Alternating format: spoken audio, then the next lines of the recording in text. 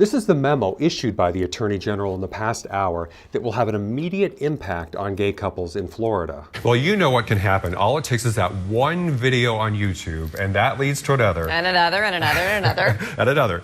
And before you know it, it's hours later, and you cannot account for your time. Complaints and questions after a high school coach is arrested. A sober speech for a sober country right now. Do you think that, it's such a tough time. Do you think he can pull off what needs to be done? Twinkies and other Hostess goodies are rolling down the assembly line once again. It's the big comeback for the iconic brand, and you can almost hear a collective cheer across the country. Oh, yes. Everybody loves it. Normally the National Mall is full of tourists, but today there's hardly anybody here. Accusations that the head football coach, Devin Johnson, received special treatment after a DWI arrest. I'm here at the Missouri State Penitentiary Museum, which just opened this afternoon. The Jefferson City Convention and Visitors Bureau just wrapped up an open house that ended at 5:30 today. This is the memo issued by the Attorney General in the past hour that will have an immediate impact on gay couples in Florida. The U.S. Department of Justice will now recognize same-sex marriages. New federal benefits will apply even in states like Florida, where gay marriage is not legal. Just as was true during the civil rights movement of the 1960s, the stakes involved in this generation's struggle for LGBT equality could not be higher.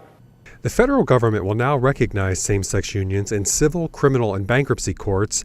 Gay federal inmates will have marriage visitation rights. Spouses of law enforcement and firefighters killed or injured in the line of duty can receive benefits, and same-sex couples will be eligible for the 9/11 Victim Compensation Fund.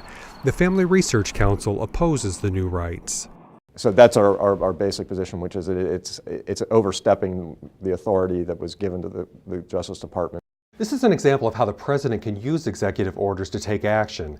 In his State of the Union speech, President Obama said he would bypass Congress if necessary to get things done. Live in Washington, Greg Mantell, Action 9 Eyewitness News.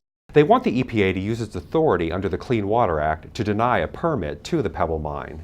This is the Columbia Police Department's 11-page policy on police pursuits, giving guidelines for when officers should and should not pursue someone. More than 4.2 million Americans enrolled in a healthcare plan. Meteorologists predict Typhoon Haiyan will continue to weaken, turning into a minimal typhoon or a tropical storm.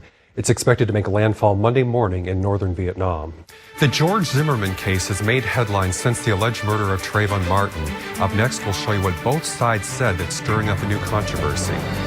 This is KOMU 8 News Today, coverage you can count on your Tuesday morning, 4:34. To boost their vocabulary, researchers at the University of Chicago found kids learn more words when parents and caregivers give them nonverbal cues. The Miami Dolphins play the Tampa Bay Bucks Monday night. Meanwhile, attorney Ted Wells tells NBC News he has no timetable to complete what he stresses is an independent investigation. All phases of the game pitched in for the Tigers' win today. CN Sports House special teams up and down day played into the victory.